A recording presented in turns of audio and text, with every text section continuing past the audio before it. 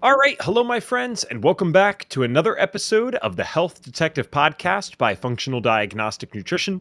My name is Evan Transu, aka Detective Ev, and I will be your host for today's show, episode number 336 of the Health Detective Podcast.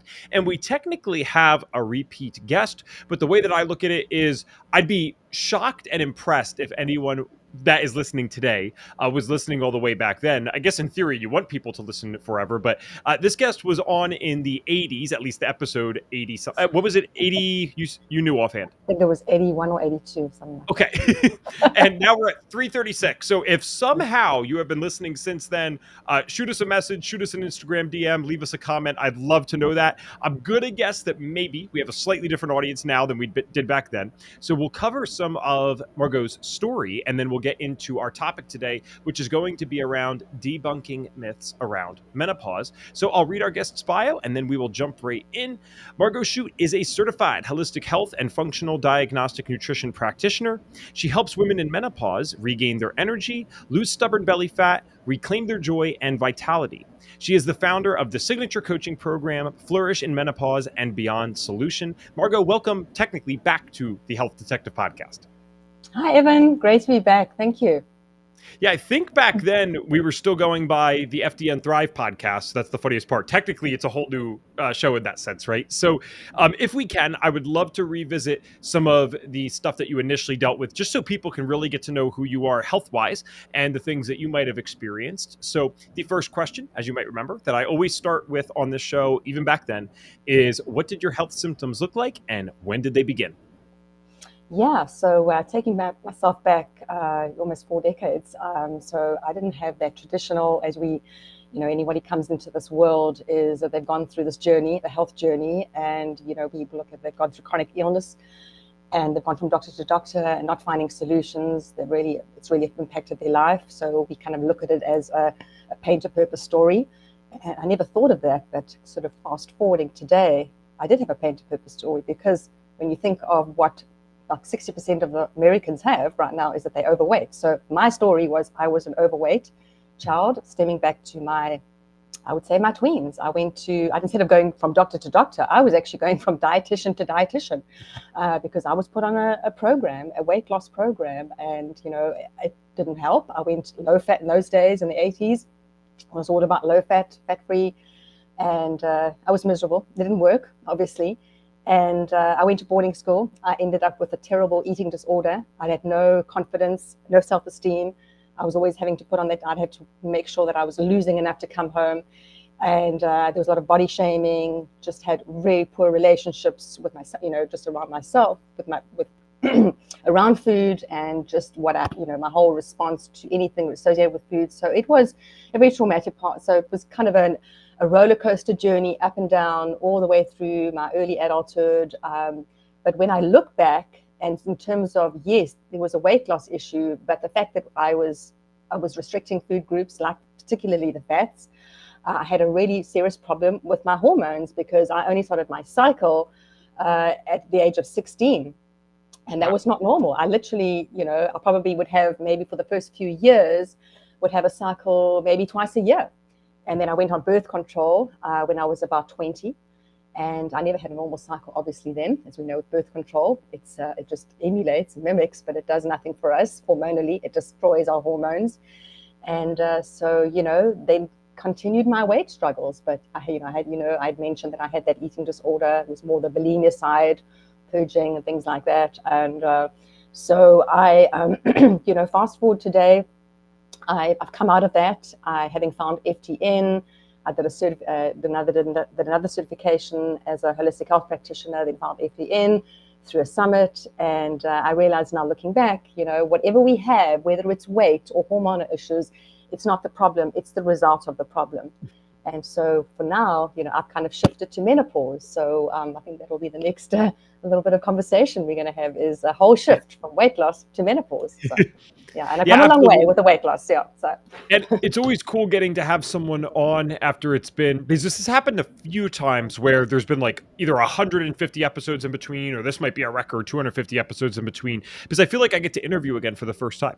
Like when you say some of these yeah, things, I'm like, oh yeah, I remember yeah, that. I remember this part, but yeah, a lot of it does feel fresh, and we interact still. So it's kind of amazing to think like, oh my God, I can't even imagine this person, struggling with weight. That's just never been, something that I've seen, because you've been doing this journey for so long and doing the right steps for so long. So it's just a testament to the things that you've done and overcome. So yes, we will shift earlier than not into the menopause side of this so that we can talk about who you're able to help, and obviously give the audience what they came for today, because I'm a 28-year-old guy. It's always amazing that no one comments on me in these conversations. Like they just, they let me do my thing. And it's kind of hilarious because I'm like one of the last people that should be commenting on these things. But to me, this stuff matters. It's one of the many aspects of health. And when you're in this space, it's overrepresented by women, right? It's like me and 80% women as practitioners. I think it's like 70 something percent of our FDNs are women. So I've learned a lot about this, and it's actually uniquely equipped me. I'm really happy that I've gotten to learn about this stuff and experience some of it, because,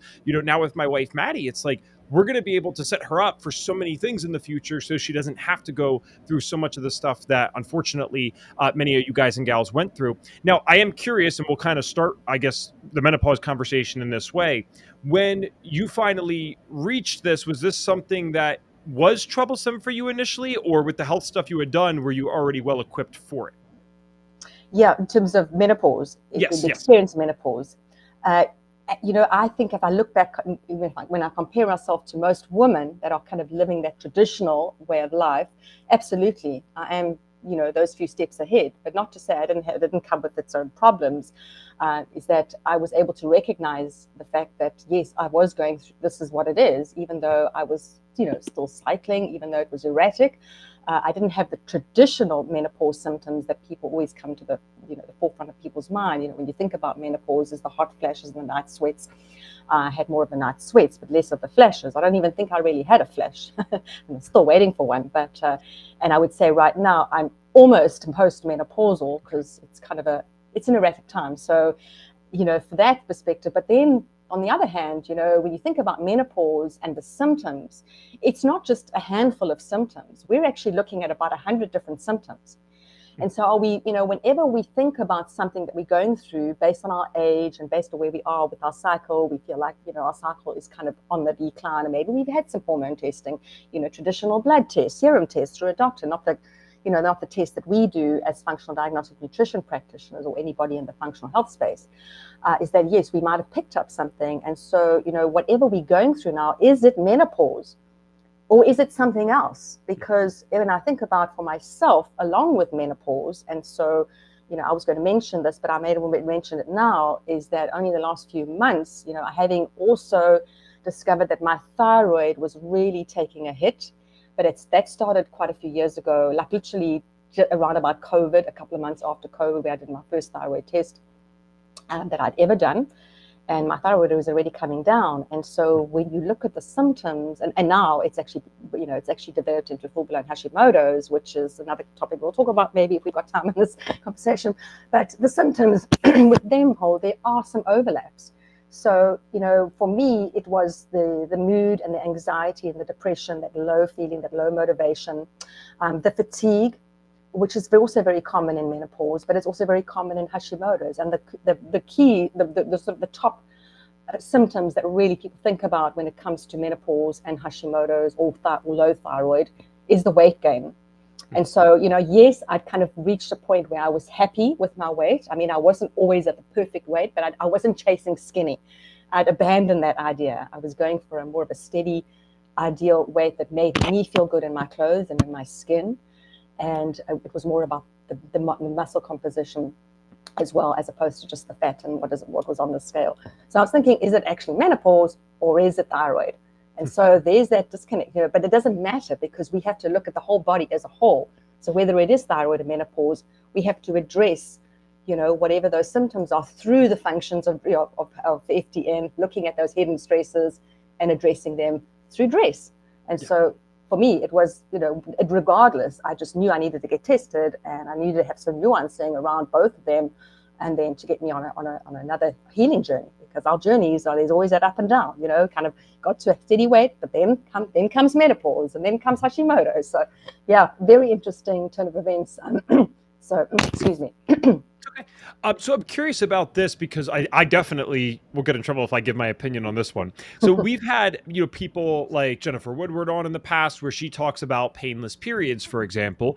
And of course, that challenges a huge narrative in this world, especially for the young women out there where, it's almost accepted that your cycle is supposed to suck. It's something that could put you out of work. It's something that could put you out of school. And it just happens to people. And then individuals like Jennifer, who have actually been through that, will come on and share, no, I don't deal with that anymore. Yes, I know it's happening, but it's not like I have to stop working or, I would have to be out of school. So she kind of, my point is, changed the standard of what should be happening when we're experiencing this. So I'm curious, I think the stereotypical symptoms, some of which you brought up, the weight gain, the hot flashes, are things that many women have been sold on as just normal for menopause. So I'm curious, what, if any, symptoms do you really think are normal, quote unquote, during menopause? Because clearly it is a transitional time of one's life. That makes total sense. But what should that transition actually include? And then what has just been normalized by mainstream media and healthcare? Yeah, well, the normal symptoms, are, because your hormones are declining. So yes, it's not to say that even though you're doing everything that you can to try and mitigate them, when they're on the decline, there's nothing that really you can do to restore them. You can't rebalance your hormones, but you can go a step further and look exogenely and bring in some exogenous hormones to kind of, counterbalance that hormone, because you can do that. So that is an option, and I am a big advocate of that, and hopefully we'll have time to talk a little bit about that. So, in terms of, the traditional sense is that people just feel like they have to deal with it, and then just ride through it, and then, maybe come out on the other side. But, it really comes down to the lifestyle, the diet and the nutrition and the stress reduction, the exercise, and looking at all those foundations. And then you could possibly look at, adding in the hormone therapy on top of that. I'm a big advocate of the bioidentical hormone therapy. So, just shifting away from just, menopause, just, sucking it up, there's so much we can do within our, just to kind of mitigate. It's something like a hot flash. It's like, do we have to take some medication? Even if we think about dialing down our caffeine, maybe cutting back on the alcohol, getting to sleep on time, getting outside and getting exposure to sunlight, getting that the cortisol rhythm to come down. But, little things like that we could be doing to try and mitigate some of those symptoms that are, considered just part of the menopause experience. And, really, we don't have to do that. We don't have to suck it up. So, yeah. This next question might be a little premature in the conversation, but I'm fascinated by it. And I feel like it's a hot topic in the space right now. So I think it's worth asking. You had already mentioned this idea of exogenous hormones. So you have hormone replacement therapy and stuff like that. And typically, functional medicine or natural medicine, whatever we want to call it, has been more about, solely dietary stuff, maybe some protocols for things that might come up on labs, and then maybe, using those things as a last resort, the hormones, that is. But I've seen a shift in perspective recently, and I'm not arguing for or against this. I'm just curious. Do you think that is the future of this? This is not medical advice. None of this stuff on the show is medical advice, by the way, ladies and gentlemen. But do you think that's the future of this, that people, assuming that they're doing all the stuff for their health that needs to be done, right? We're not staying up till 3 a.m. We're not eating a bunch of crap, but we're actually doing those things, right? Do you think the future will be, women and, men, not for menopause, obviously, but for different reasons, using certain hormones to kind of help them thrive later in life? yeah, absolutely. I'm a big advocate of that. I do believe it's coming. Unfortunately, it was kind of quashed and quelled and silenced. Even the talk about hormone therapy really has only sort of come to the forefront only of recent late. And so, it was only 20 years ago, there was this, women were on hormones. If I look at my mother, she was on estrogen back then. She had a hysterectomy in her early 40s, and she went on hormone therapy. But I remember she stopped and still thinks today that is because the reason why she had cancer, developed breast cancer, was because she was on hormone therapy. So what the whole thing about the study 20 years ago is that it was called the Women's Health Initiative. I'm not going to go into too much detail, but it was a cohort of women that were actually more postmenopausal. And what they were trying to decipher was that, whether there was to look at the impact of hormone therapy on things like cardiovascular health, breast cancer, bone health, all of things that women kind of go through when they go through postmenopause. And they found that the actual older women, they were older, they were postmenopausal, they weren't very healthy. And so what happened was, because of this, there was a bit of a firestorm, media firestorm. They stopped the study, and all these thousands and thousands of women had to stop hormone therapy. And what actually transpired is that a lot of these women got sick. And so that's why when you think of how women's health actually deteriorates when they become postmenopausal, the incidences like cardiovascular disease go up, Alzheimer's, even osteoporosis, bone density issues, osteopenia, what could lead to osteoporosis. And so women are more at risk of developing these chronic diseases and cancer as they get old, as they're postmenopausal. And so fortunately today, and so the types of hormones that we're using as well were actually synthetic. And so they had more of a negative effects on all of these issues, like, with cancer and cardiovascular. They all had more of a negative effect than, say, a more of a natural bioidentical. Maybe we can talk a little bit about the difference between the two. So they were using synthetic versions, so almost like prescription drug version, as opposed to a natural supplement, which is based on something that is naturally made from a plant compound. And so, there was the wrong study of group and what they were using, and it was statistically insignificant in terms of the breast cancer incidence. So it was a flawed study, media firestorm, all these women suffered, and now all these years later, now they're trying to kind of dig themselves back and trying to help these women. And I think more and more people, like a lot of these celebrities, are becoming very outspoken, talking about this all the time. So it just takes one voice and one group of people to kind of get that message out, because they know now the studies are endless, they're still coming out, that these hormones are safe, they are amazing, the things that they do. And, one of the experts in this field, her name is Dr. Felice Gersh, and she's a menopause expert. She's amazing. And she actually talks about these hormones, the hormone therapy that we use, the Bioidentical, which is the progesterone, the estrogen, the testosterone.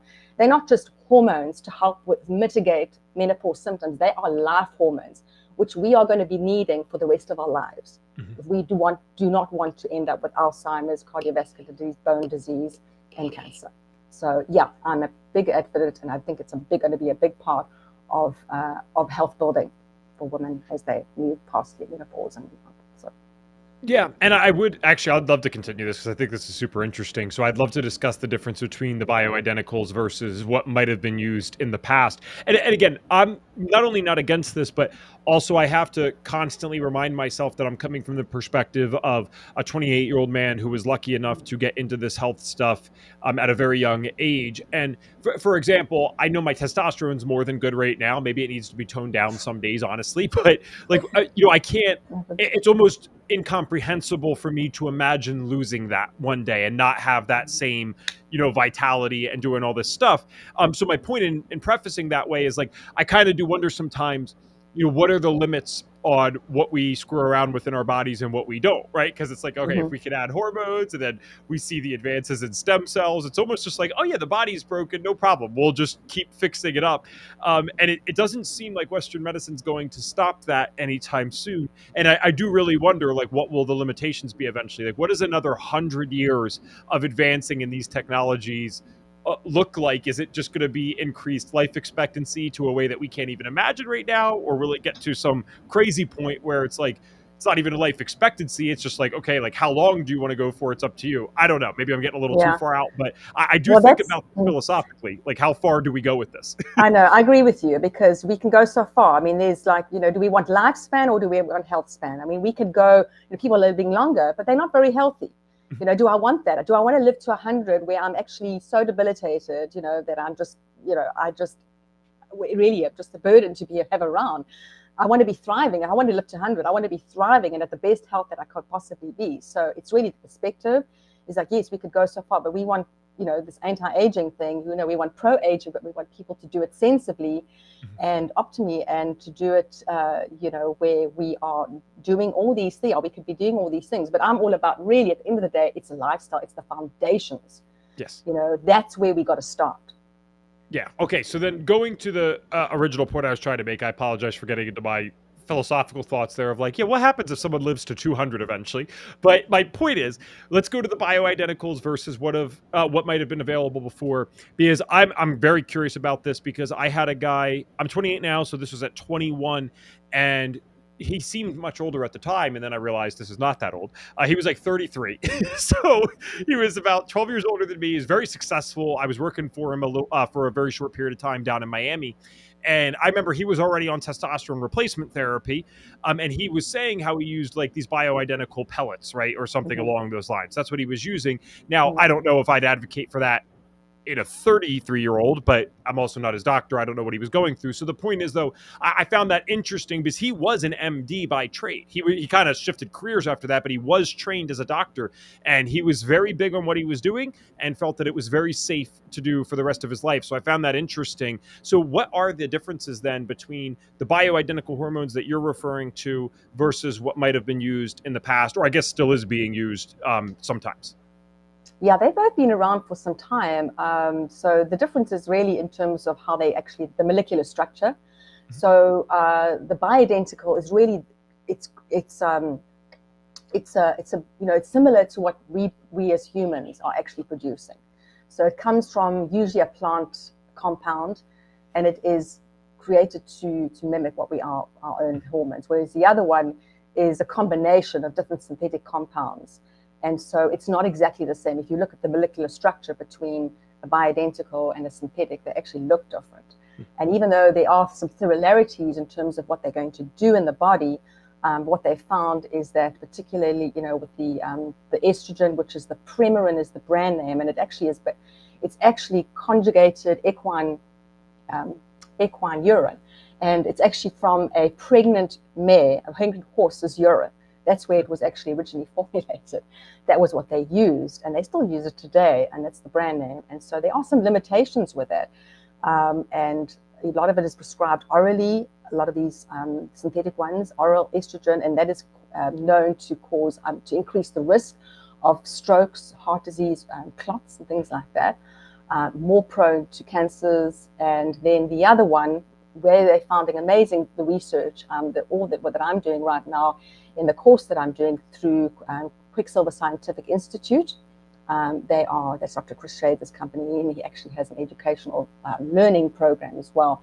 And it's just amazing what I'm hearing across all the disease types, like from bone health to brain health to heart health to cancer, because it really is there to help. Having a bioidentical, he wants something that's closely resembling the body and natural, that the body recognizes as self, as opposed to something foreign coming in. So that makes sense in itself, anyway. Why are the bioidenticals not being used exclusively then at this point? Is this because it's kind of the equivalent of, let's say someone has anxiety disorder, like an anxiety disorder, such as generalized anxiety disorder. Okay, so if Western medicine, I go there, I can take Xanax, alprazolam for some that might not know what Xanax is, but usually you would know that one. Or I could take 5-HTP or rhodiola or something in more natural medicine. So both could be used for anxiety. One is certainly going to work. Xanax will definitely work for your anxiety, but you're going to come with a whole slew of side effects. 5-HTP or rhodiola might not come with side effects per se, but it's going to be a much more subtle difference. Is that the reasoning this hasn't been used exclusively, or is this more of like a money thing and the pharmaceutical companies own all the synthetics? Because I could see this both ways, and I genuinely don't know. Yeah, I would agree with the latter, predominantly. I think there's also people are just afraid, and, a lot of traditional doctors, if they are open to it, they tend to go more in the conventional synthetic route. There's more regulation as well. They're not recognized, like if something is compounded, which is formulated specifically for you, as a bioidentical formulation that is done through a compounding pharmacy. It's not regulated by the FDA, so it comes down to that as well. And then you have these traditional doctors saying, no, well, it's not regulated. So there's a lot of misinformation out there as well. And because people don't know, the lay person, the consumer, is just going by what their doctor says if they're doing it. So they are doing it, they are prescribing, but a lot of them tend to go for the synthetic hormone version as opposed to the bioidentical. Mm-hmm. Interesting. It'll be really cool to see what the next couple of decades holds with this. Selfishly, especially for myself, because I don't feel like I would need any like testosterone stuff yet by any means. But man, when I'm 50 or 60, if we know that we can do this relatively safely and we have longer term studies on it, I mean, heck, I think I'll be all for it. So we'll see as when that time comes. Let's transition a little bit into the lab side of all of this and how the labs can support women that are either premenopausal, going through menopause, or postmenopausal, and maybe they don't feel the same anymore, which again could be expected to some degree, but they shouldn't feel like they're dying. And I feel like some of them think like it's all over after that, and that, from what I've learned from you guys, should not be the case. So in your practice, what labs are you typically utilizing with your clients who come in to have either healthy or menopause or to prepare for it? Yeah, so I actually do. I don't do the five foundational labs that most people that are coming into FDN right now. I'm actually running the Dutch. I do it with everybody, which is the dried urine test for comprehensive hormones, where we definitely need to be looking at not just the sex hormones, which is the the estrogen, and the three types of estrogens, because estrogen is the mother name for estradiol, estriol, and estrone. And estrone is the one that we usually see more higher in menopause. The other ones are sort of coming down. I mean, they're all low, but what we normally would see would be that. We also are looking at cortisol, and we're looking at melatonin, and we're looking at how the body is actually metabolizing, utilizing some of the B vitamins. Maybe there's some nutrient deficiencies. We also get insight into some neurotransmitters, protein digestion, things like that. So it's a very broad test. Because a lot of the women, it's all very well, yes, their hormones are coming down, but we also need to see what's happening. Even if they've got some hormones that are in, how is their body actually excreting and metabolizing? Because yes, we have hormones, but we've got to make sure that we are excreting and metabolizing, and often we can get insights into poor liver health and detoxification. So that gives us a lot of insight there. We do get some insight as well into some gut health on one of the tests on the Dutch. And then the cortisol, because most of these women in menopause, they've lived hectic lives, probably obviously a lot of stress. And as stress, as we know, is physical, emotional, mental. And they come in and they're pretty depleted in terms of just, struggling with sleep, with these symptoms. They don't have the energy. The weight is usually the issue. That's the big issue that most people come work with me. And we look at their cortisol, and a lot of them, you think, well, their cortisol is very high, but by this stage, sometimes the cortisol is actually very low. We're kind of almost in that end of compensatory into the exhaustive phase of the HPA axis, dysregulation. And then, and the other one I love is the GI map. We also have to look, because, when we're looking at hormones as well, we also got the connection between what's going on in the gut and the microbiome. And we have this colony called the estrobolome, which is an estrogen-based colony of organisms that are very much linked to what we see with estrogen. And so when there's a bit of out of balance, we can get some insight into what's going on there. And women, if your gut is, as I say, all health begins in the gut, but all disease begins in the gut. So if women are coming in working, they've got to work on their gut health, and as well as they can't really balance their hormones, but try to get them back into balance as much as they can. And then the other one I do, is the food sensitivities. I always feel that's a good way to start. I use the MRT. If women come in with autoimmune, I do work with autoimmune right now. And so I go to a little bit more advanced testing, like the Zuma test. I'm actually doing right now a Zuma bundle, which is a range of tests that we can do. And then specifically for autoimmunity. And then I also right now doing, which is new to me, is the HTMA, hair tissue mineral analysis. I'm actually busy doing Kendra's course. So nice. While I'm in the midst of this, I felt that it was good to give clients access to that test, because it can also give us insight into stress response, blood sugar regulation, blood sugar dysregulation, not even diabetes diagnosis. I'm talking about it starts early. Blood sugar dysregulation is very big. Women in menopause, even somebody that has all the symptoms, we're talking about the overlap with the thyroid and the menopause, we can get insight into thyroid. So those are the tests, but I always make sure that somebody that comes and works with me has done, at least in the last 3 months, a comprehensive blood panel. We are great. It's wonderful at FDN because we have access to the DHEA Comprehensive Wellness Blood Panel, which has access to a full thyroid panel along with some other markers as well, which is wonderful. So they don't do it through their doctor, they can do it through DHA, and we can actually see, what's going on with their thyroid because, I had the thyroid issue and I was kind of, downplaying it. When I was going through menopause, I was so focused on my sex hormones that I wasn't even thinking, under the radar. Meanwhile, my thyroid was struggling, my blood sugar dysregulation. So that is a big part of what I do as well, is the thyroid. So. Right. That's very timely, Jennifer, because I was just about to say, I see quite a few of you live. If you have any questions about menopause, please feel free to ask in the chat and we'll try to prioritize them. Jennifer had said, most supplements are full of junk/fillers. Only 10% of a natural substance is needed to be considered natural. You don't know what you are getting. Big Pharma has bought out so many supplement companies. Yes, they have. Very scary stuff. So good thing that you are an astute consumer, Jennifer, because I think people do not realize this. Amazon also got to watch out for that. Has a lot of fake stuff out there. We had a client the one time in Maddie and I's practice. We recommended the supplement on Full Script, right? He goes on Amazon. It's like, oh, I'll just get it here. And literally, it was GI Detox. Literally, the capsules weren't even the same color. Like, there was something wrong with the color of what was inside of it. And he started breaking out from taking GI Detox. We're like, what is going on? And then he brought it in and we realized it wasn't real. It was very scary. Jennifer said Thorn and Pure. Okay, well, I can't start. I mean, I can say this, I guess. But Thorn and Pure has been bought out by Big Pharma, thus reducing quality. I can't speak on the quality, but Jennifer, I will say I appreciate your comment. That much I definitely can say. Just being careful on a public podcast. So, Margot, one thing I wanted to get to, if anyone else has questions, again, please feel free to throw them in the chat, guys.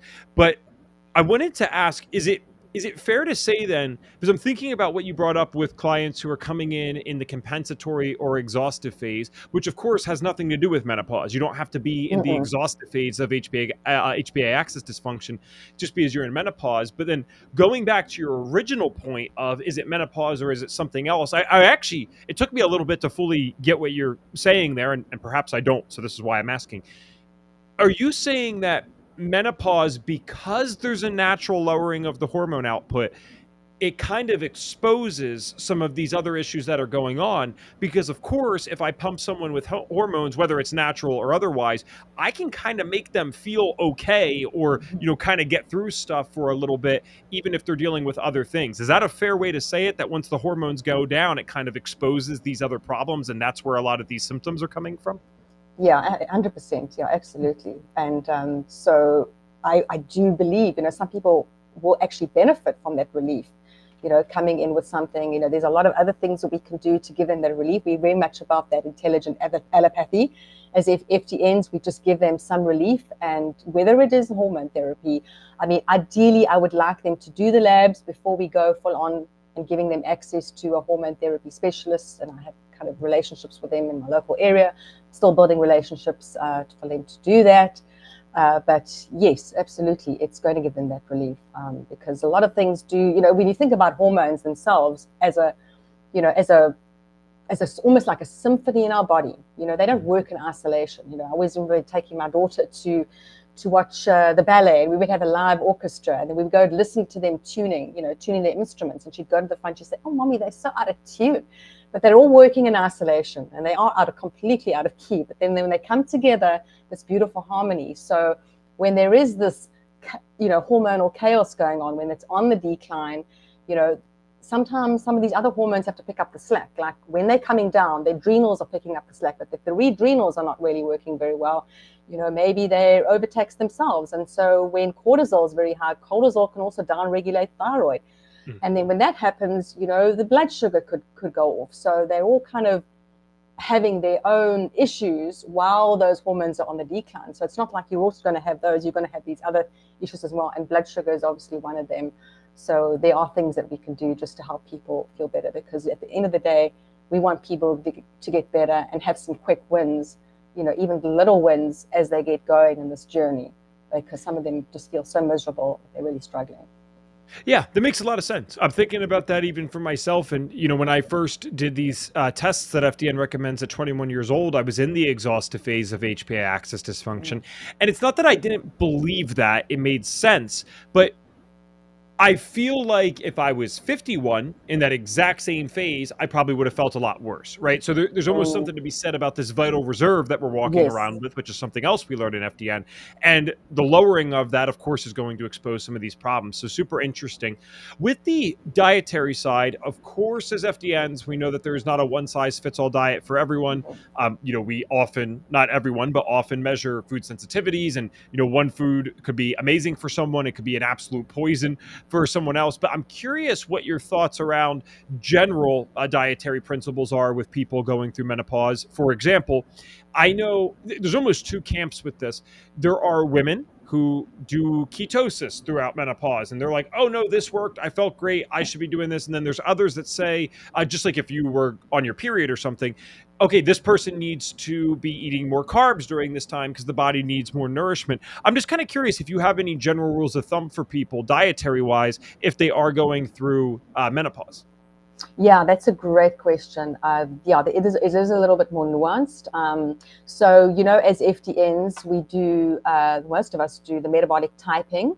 I do that with everybody, but I'm not always hard and fast because I'm a big proponent of protein. And so we have to look at a bit more nuanced and more geared towards women in menopause. And the reason is that we're actually already starting to lose our muscle mass, even in our second, third decade of life, that actually comes down and decreases about 3% every year. And so by the time we get to our 50s, even before we've actually gone through menopause, the risk of losing that muscle just kind of escalates when we actually go through menopause and then we kind of post-menopausal, because estrogen is actually very much involved in muscle preservation and muscle building. But we also need that stimulus. So we need the stimulus. We've got to go out and do strength training. The cardio bunnies. Hello, I was a big cardio bunny. I never did strength training until COVID hit. And I was learning about the importance of strength training through people like, Deborah Atkinson, who you had on your podcast before, talking about the importance of strength training, and they're pairing it with protein. You need to have good, adequate amount of protein. And it's not just for dinner, lunch and dinner. It's breakfast, absolutely, particularly breakfast, especially on strength training workout days, and lunch and dinner. So, the rule of thumb is that we should be eating 1 gram of protein per pound of body weight, ideal body weight. That's our ideal body weight. So that's a lot of protein. And so a lot of women find it quite challenging, but, we build them up slowly. We make sure that they get taking digestive enzymes to be able to digest the protein. So that is key. But then, I think I've also switched gears a little bit. I was very much more into the low carb keto. And I think I'd mentioned that on the last podcast, but I felt when I was going through menopause and I'd gone too low carb for too long, and I think that actually affected my thyroid, because your thyroid actually needs for the hormones to be converted. You've got the inactive to the active.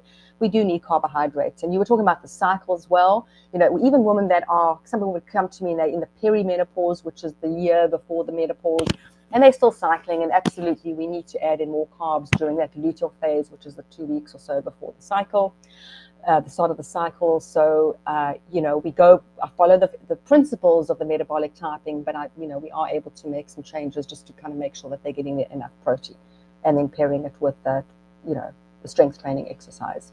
So yeah, I appreciate the constant protein reminder from people on this podcast, because even myself, it's not that I forget it because it's kind of already ingrained into my routine, but that is so important. And you will feel like crap if you don't have enough protein, especially for all these people that we attract who are super type A, working out 6-7 days a week. I mean, you have to replenish what you're doing.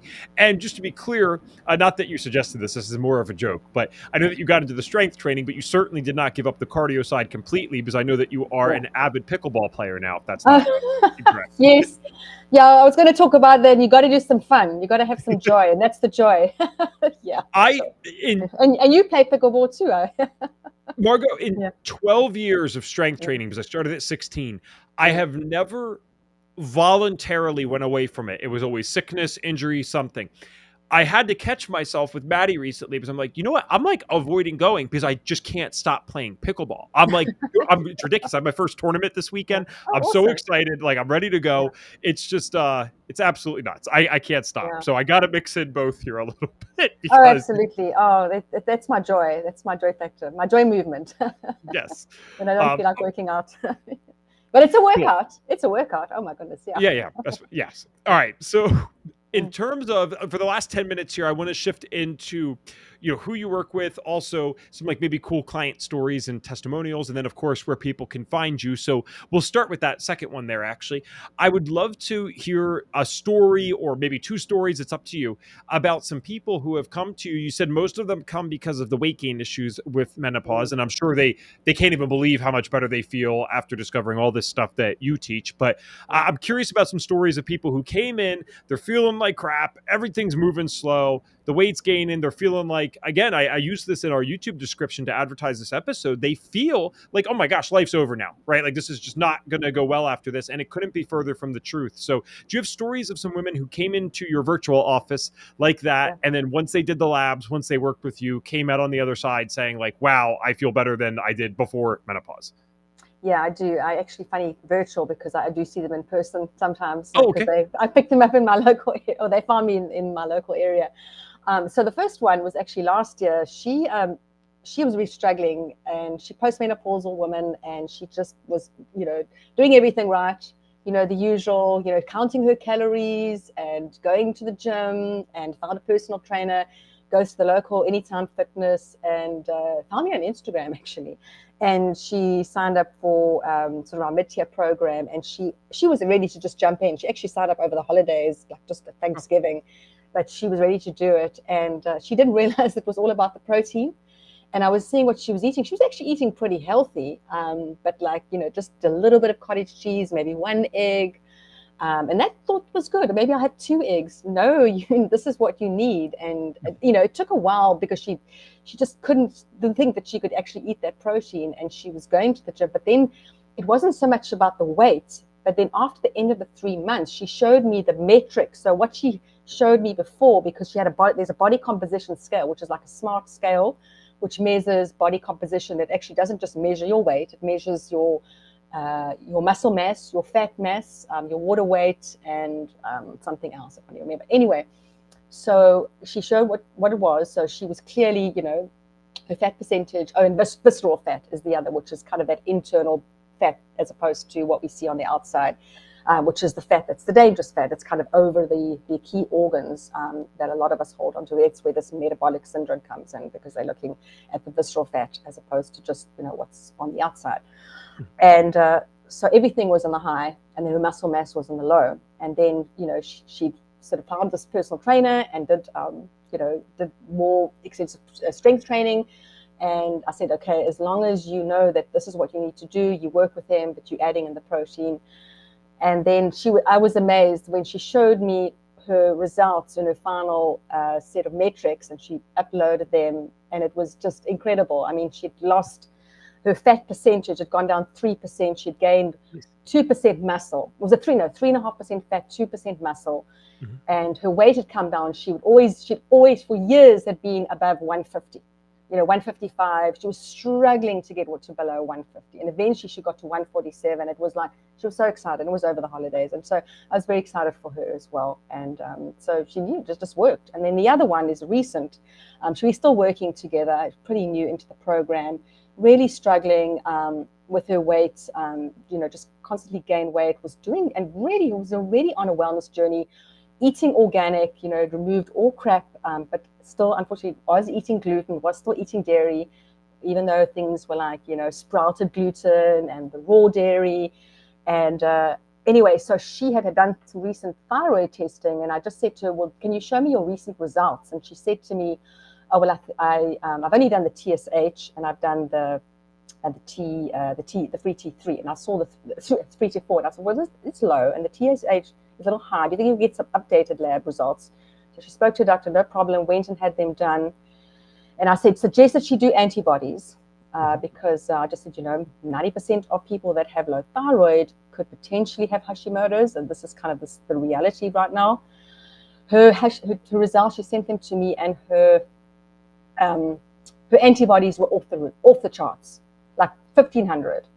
And so I said, okay, you need to get a diagnosis from your doctor, but what I'm seeing. So I said, the first thing, she said, what can I do? What is the first thing? So I said, well, the first thing is you have to remove gluten. And I can tell you something, within 10 days, I mean, she was struggling, okay, with her weight. but she could hardly walk up the stairs. I mean, even her grandson was telling her, making fun of her, saying, "Grandma, do I have to do this with you, to get you up the stairs?" And she's not old, she's young. She's a young grandma struggling. And she just called me in tears and said, "I can walk. I don't feel this pain anymore." And she just did one thing, removing the gluten. I mean, she's already doing so many good things. She's eating whole food, real food, walking. Now she's walking. Now she's gardening. So when I hear these little wins, these little stories, it's amazing just what we can do in this world just to get healthy. And gluten is one of the most nefarious foods. I don't even call it a food. I call it more a poison. What it does to the body. When you remove that, it's amazing what the body can do. Absolutely. I do have one quick question. I know I said I only had like those things at the end, but I do have one that I forgot to ask. How the heck has FDN helped you in terms of your business and life now? Because obviously this is something that is your career. This is what you love to do, and you clearly are passionate about it. So I'm just curious how FDN might have supported you on that journey.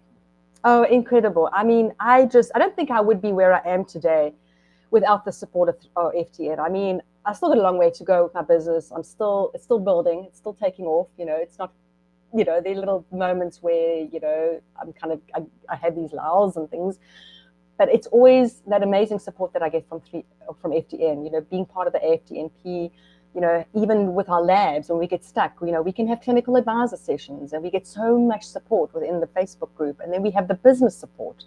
And I just love the office hours on Friday with Reed and Sean, and just the connections that we make as a team. I still have my friends that I connect with, some of them on FDN Thrive back in the day.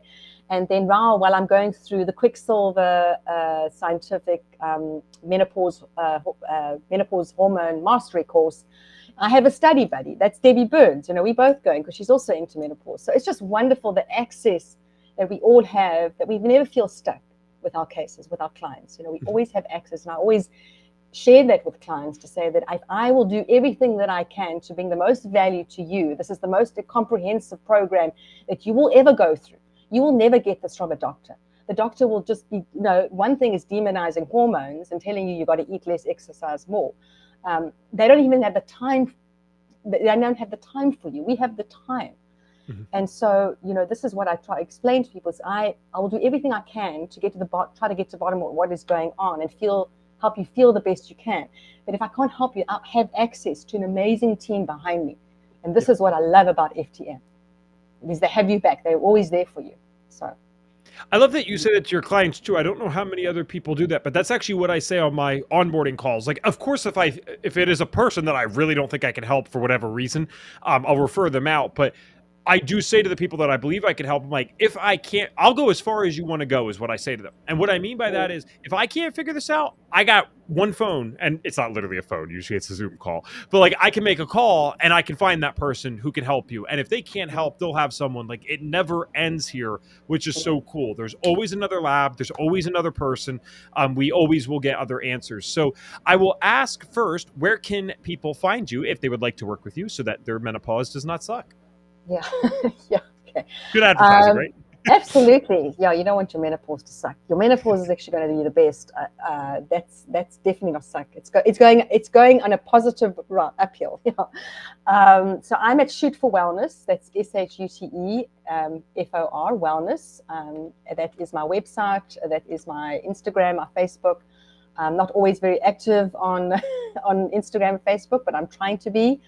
And I have a website, so if you want to go check that out. And so that's where you can find me. And I actually do a lot of stuff locally as well. I do wellness talks. So, you can check out if you are local in this area. I'm doing a one on women's health and hormones on the 22nd. That's in Raleigh, North Carolina.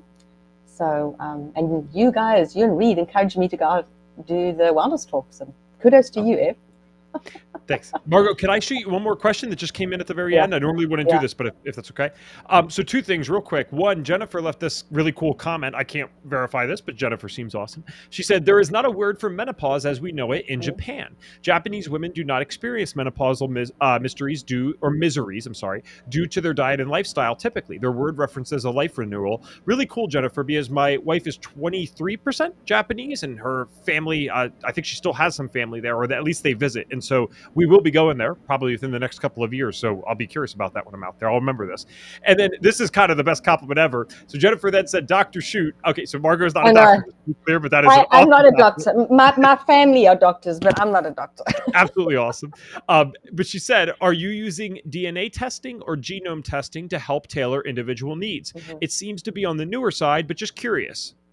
I have actually used the genome on one client, but I'd actually like to pursue that as we move forward with other clients and see where we are, especially also with the metabolism. It's always just kind of get that nice comparison reference point. We'll be looking at macros, but what I love about them is that they actually give you a whole perspective. And that was important to me because I don't do very well with fats, saturated fats. So that's why I needed to go more into the Mediterranean carb way of eating.